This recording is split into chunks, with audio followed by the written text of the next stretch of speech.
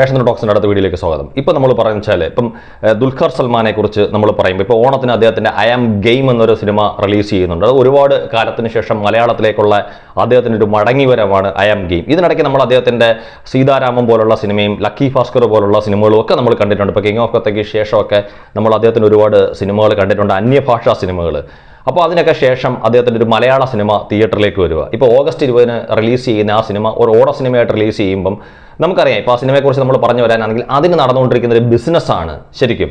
ഇപ്പം OTT സംബന്ധമായിട്ടായാലും അല്ലെങ്കിൽ മറ്റ് മേഖലകളിൽ ആയാൽ പോലും ആ സിനിമയുടെ ഒരു ഷൂട്ട് പൂർത്തിയാക്കുന്നതിന് മുമ്പ് തന്നെ മലയാള സിനിമയെ അല്ലെങ്കിൽ ഈ പറഞ്ഞ കണക്ക് ഇത്തരത്തിലുള്ള സിനിമകൾ വിതരണത്തിനെടുക്കുന്ന വലിയ വലിയ കമ്പനികൾ തമ്മിൽ, വലിയ അറിയപ്പെടുന്ന ബ്രാൻഡ് നെയിമുള്ള ഒരുപാട് കമ്പനികൾ തമ്മിൽ കടുത്ത ഒരു മത്സരം നടത്തിക്കൊണ്ടിരിക്കുക. കാര്യം ഇപ്പം ഈ ഒരു സിനിമ എന്നുള്ളതല്ല, നമ്മളിപ്പം ഐ ആം ഗെയിം എന്ന് പറയുന്ന ഒരു സിനിമയെക്കുറിച്ച് മാത്രമല്ല നമ്മൾ പറയുന്നത്. ഇപ്പോൾ ലക്കി ഭാസ്കറിൻ്റെ ഒക്കെ OTT റേറ്റ് നമുക്കറിയാം, ഒരു 30 കോടിക്ക് മുകളിലാണ് അത് വിറ്റുപോയത്. ഇപ്പോൾ ദുൽഖറിൻ്റെ ഏത് സിനിമയായാലും, ഇപ്പോൾ സീതാരാമം ആവട്ടെ, ലക്കി ഭാസ്കർ ആവട്ടെ, ഇതൊക്കെ അതിൻ്റെ അന്യഭാഷാ സിനിമകളാണ്. പക്ഷേ മലയാളത്തിലേക്ക് നമ്മൾ വരുമ്പോഴത്തേക്ക് ഒരുപാട് കാലത്തിന് ശേഷം ദുൽഖർ സൽമാൻ ചെയ്യുന്ന ഒരു മലയാള സിനിമ, പിന്നെ പാൻ ഇന്ത്യൻ തരത്തിൽ അദ്ദേഹത്തിൻ്റെ സിനിമയ്ക്ക് കിട്ടുന്ന ഒരു റീച്ച്, പ്രത്യേകിച്ച് ഒരു പോസിറ്റീവ് റിപ്പോർട്ട് വരുന്ന ഒരു സിനിമയാണെങ്കിൽ, ഇപ്പോൾ കഴിഞ്ഞ അദ്ദേഹത്തിൻ്റെ നിർഭാഗ്യവശാൽ അദ്ദേഹത്തിൻ്റെ കഴിഞ്ഞ സിനിമയായിട്ടുള്ള കിങ് ഓഫ് കൊത്തയ്ക്ക് നെഗറ്റീവ് റിപ്പോർട്ട്സ് വന്നു. പക്ഷേ എന്നാൽ പോലും നമുക്കറിയാം ദുൽഖറിൻ്റെ സിനിമയായതുകൊണ്ടാണ് ഫസ്റ്റ് ഡേ ഒരു വേൾഡ് വൈഡ് ഒരു 15 കോടി അതിന് കളക്ട് ചെയ്യാൻ സാധിച്ചതും, അതുപോലെ അതിൻ്റെ ഒരു ഓട്ടം അല്ലെങ്കിൽ തിയേറ്ററിലേക്കുള്ള ഒരു തിയേറ്റർ ഓട്ടം അല്ലെങ്കിൽ അവസാനിക്കുന്ന സമയത്ത് ഒരു 40 കോടിക്ക് മുകളിൽ ആ സിനിമയ്ക്ക് കളക്ട് ചെയ്യാൻ സാധിച്ചതും ദുൽഖറിൻ്റെ സിനിമയായതുകൊണ്ട് മാത്രമാണ്. മറ്റൊരു നടൻ്റെ സിനിമയായിരുന്നെങ്കിൽ ഒരു പക്ഷേ ചിലപ്പോൾ അത്രയും നെഗറ്റീവ് റിപ്പോർട്ട്സ് വരുന്ന ഒരു സിനിമയ്ക്ക് 15 കോടിക്കോ 20 കോടിക്കോ അല്ലെങ്കിൽ 25 കോടിക്കോ അപ്പുറത്തേക്ക് പോകാൻ യാതൊരുവിധ സാധ്യതകളുമില്ല. ഇതൊക്കെ മുൻകൂട്ടി കണ്ടുകൊണ്ട് മാത്രമല്ല, ദുൽഖറിൻ്റെ ഒരു സിനിമയുടെ ഒരു OTT റൈറ്റ് വിറ്റ് പോകുമ്പോൾ തന്നെ അവർക്കറിയാം, കാര്യം കാണുന്ന പ്രേക്ഷകർ വീണ്ടും ആവർത്തിച്ച് കാണാനും ഒരുപാട് പേരിലേക്ക് എത്താനും സാധ്യതയുണ്ടെന്ന് ഈ പറയുന്ന OTT പ്ലാറ്റ്ഫോമുകൾക്ക് എല്ലാവർക്കും അറിയാം. അപ്പം ഏത് റൈറ്റ് ആണെങ്കിലും, സിനിമയെ സംബന്ധിച്ച് കച്ചവട സംബന്ധമായിട്ടുള്ള ഏത് അവകാശമാണെങ്കിലും വിതരണം ഫെയറാണ് ചെയ്യുന്നത് നമുക്കറിയാം.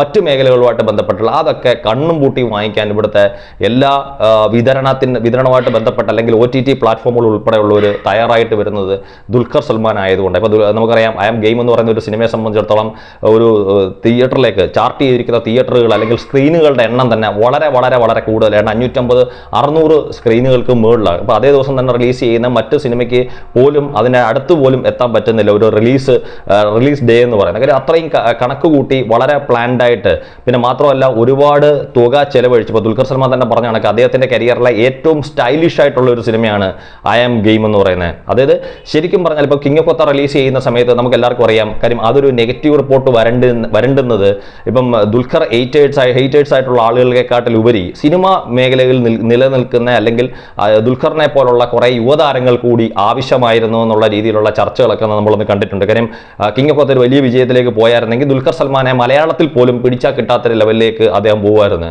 ഇപ്പം ഐ ആം ഗെയിം എന്ന് പറഞ്ഞ ഒരു സിനിമയായിട്ട് വരുമ്പം പോലും ഇപ്പം അദ്ദേഹത്തിന് അദ്ദേഹത്തിൻ്റെ സിനിമയുടെ കൂടെ തൻ്റെ സിനിമ നശിച്ചു പോയാലും വേണ്ടിയില്ല, അദ്ദേഹത്തിൻ്റെ ഒരു വലിയ രീതിയിൽ വരുന്ന സിനിമയോട് റിലീസ് ചെയ്യണമെന്നും പറഞ്ഞിട്ട് റിലീസിന് കൊണ്ടിറക്കുന്ന കുറേ സിനിമകൾ നമ്മളിവിടെ കാണുന്നുണ്ട്. കാര്യം ഒരു വലിയൊരു വേൾഡ് വൈഡ് കളക്ഷനിലേക്കൊന്നും ദുൽഖറിൻ്റെ ഐ ആം ഗെയിം പോകരുത് എന്നുള്ള രീതിയിൽ കണക്ക് കൂട്ടിക്കൊണ്ട് ഇപ്പം ദുൽഖർ സൽമാനെ സംബന്ധിച്ചിടത്തോളം നമുക്കറിയാം, ഇപ്പം ഐ ആം ഗെയിം എന്ന് പറയുന്ന ഒരു സിനിമ ഒരു വലിയ വിജയത്തിലേക്ക് പോയാൽ തീർച്ചയായിട്ടും ദുൽഖറിനെ പിടിച്ചാൽ കിട്ടത്തില്ല. അത് ഒരു പക്ഷേ ഞാൻ പറഞ്ഞ ഒരു സ്റ്റാർ വാല്യൂവിൽ മമ്മൂക്കയ്ക്കും ലാലേട്ടനും ഒപ്പം നിൽക്കാൻ സാധിക്കുന്ന ഒരേ ഒരു യുവതാരമാണ് ദുൽഖർ. ഇപ്പോൾ ഞാനിത് പറയുമ്പോഴത്തേക്ക് ദുൽഖർ എയ്റ്റേഴ്സ് ആയിട്ടുള്ള ആൾക്കാർ, പക്ഷേ അവിടെ ഏറ്റവും വലിയൊരു പോസിറ്റീവായിട്ടുള്ള ഒരു കാര്യം ഞാൻ കാണുമ്പോഴത്തേക്ക് ഇപ്പം ലാലേട്ടൻ്റെ പ്രൊഫൈൽ പിക്ചർ വെച്ചിരിക്കുന്ന ഒരുപാട് പേജുകളുണ്ട്.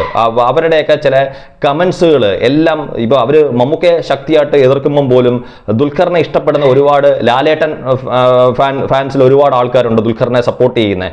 അപ്പം ഞാൻ ശരിക്കും പറഞ്ഞാൽ ഞാൻ അത്ഭുതപ്പെട്ട കാര്യമില്ല. കാര്യം ഒരാളുടെ ചോയ്സാണ് ഒരാളെ ഇഷ്ടപ്പെടുക എന്ന് പറയുന്നത്. ഇപ്പം മമ്മൂക്കയോ ലാലേട്ടനെയോ അല്ലെങ്കിൽ ഇനിയിപ്പം ദുൽഖറിനെ ആണെങ്കിലും പൃഥ്വിരാജിനെ ആണെങ്കിലും പ്രണവിനെ ആണെങ്കിലും നിവിനെ ആണെങ്കിലും ഓരോരുത്തരുടെ ചോയ്സ് തന്നെയാണത്. അപ്പോൾ അങ്ങനെയൊക്കെ വെച്ച് നോക്കുമ്പോൾ ലാലേട്ടൻ ഫാൻസിൻ്റെ ഭാഗത്തുനിന്ന് കൂടി വലിയൊരു സപ്പോർട്ട് ഉണ്ടാവുകയും ദുൽഖറിൻ്റെ ഐ ആം ഗെയിം ഒരു വലിയ വിജയമായി തീരണമെന്ന് വിചാരിക്കുന്ന ഒരുപാട് ലാലേട്ടൻ ആരാധകർ, ഇപ്പം ലാലേട്ടൻ ആരാധകർ എന്ന് ഞാൻ പറയുമ്പോൾ ഫേസ്ബുക്കിൽ പോലും ഇത്തരത്തിലുള്ള പോസ്റ്റുകളും കാര്യങ്ങളും ഇടുന്ന ഒരുപാട് ആളുകൾക്ക് ഐ ആം ഗെയിം എന്ന് പറയുന്ന ദുൽഖറിൻ്റെ സിനിമയ്ക്കകത്ത് ഒരുപാട് പ്രതീക്ഷയുണ്ട്, പ്രത്യേകിച്ച് ലാലേട്ടൻ ഫാൻസ് പേജുകളിലുള്ള ഒരുപാട് ആളുകൾക്ക്. അപ്പം എല്ലാം കൊണ്ട് നോക്കുമ്പോഴത്തേക്ക് ഒരു വലിയ സിനിമയായി തീരട്ടെ ദുൽഖർ സൽമാൻ്റെ I am game. Thank U.